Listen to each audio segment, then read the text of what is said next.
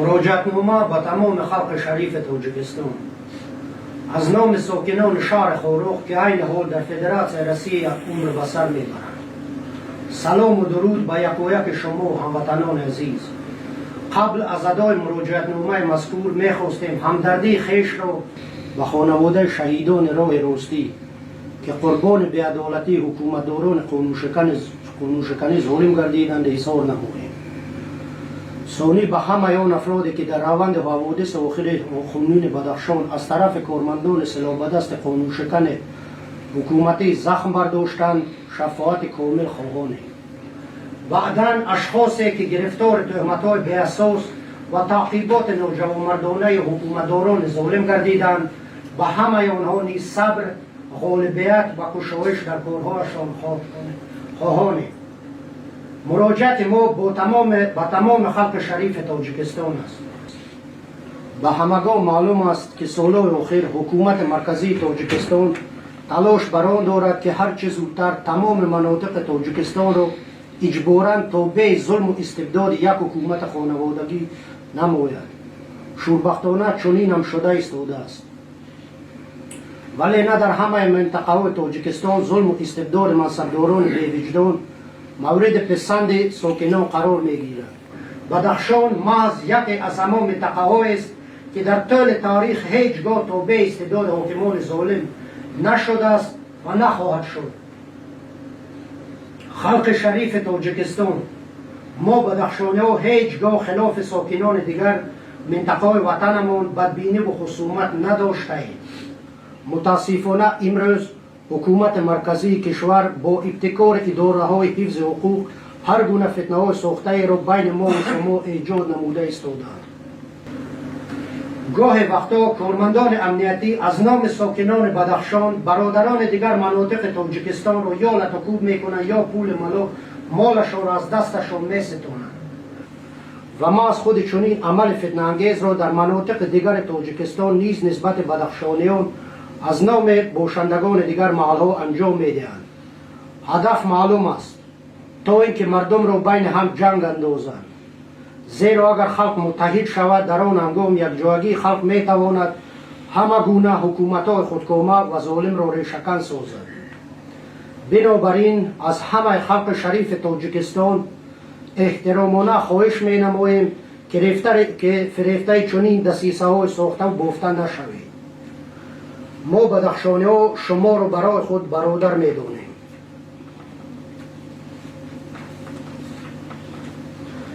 هیچگاه شما را از خود جدا نکرده ایم. در روزهای شادیتان با شما احساس شادمانی نموده ایم و در لحظه های ناکامی و اندوه شما در برتان هم شریک بوده ایم. همیشه در ما بدخشانیان برای برادران و خواهران دیگر مناطق تاجیکستان باز است. بیایید تا از مهمان‌نوازی صمیمی بدخشانیان واقعا خبردار گردید.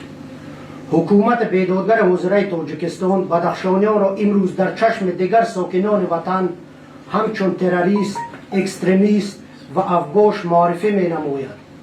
چنین نیت بد را حکومت مخصوصا به واسطه فیلم و دروغین نیروی قانون پره اثبات نمود.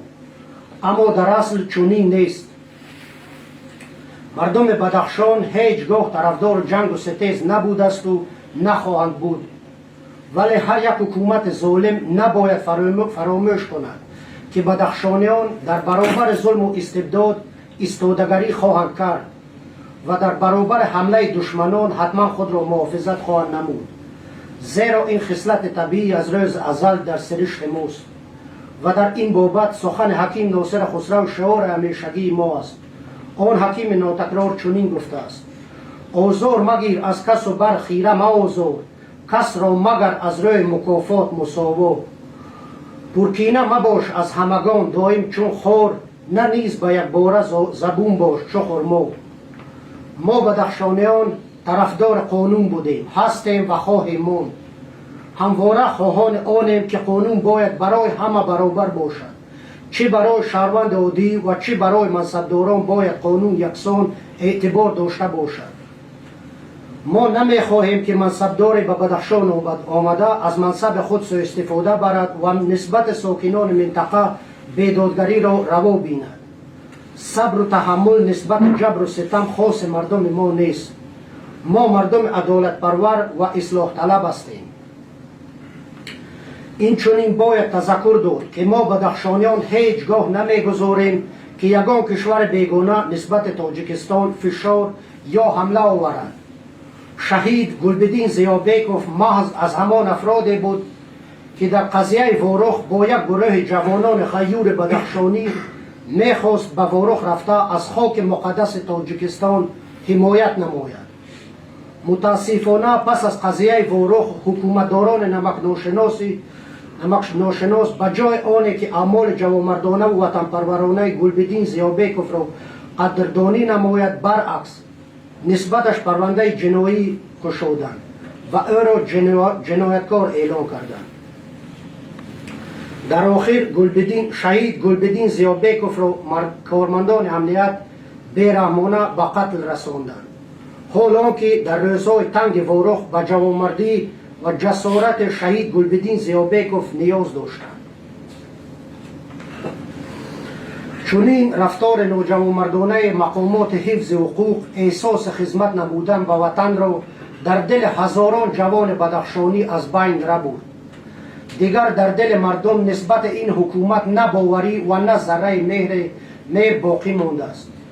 بار دیگر از همه ساکنان مناطق دیگر تاجیکستان احترامانه خواهش می نماییم که بر هر گونه برنامه‌های تلویزیونی که با دست کارمندان امنیت ساخته شدند باور نکنید.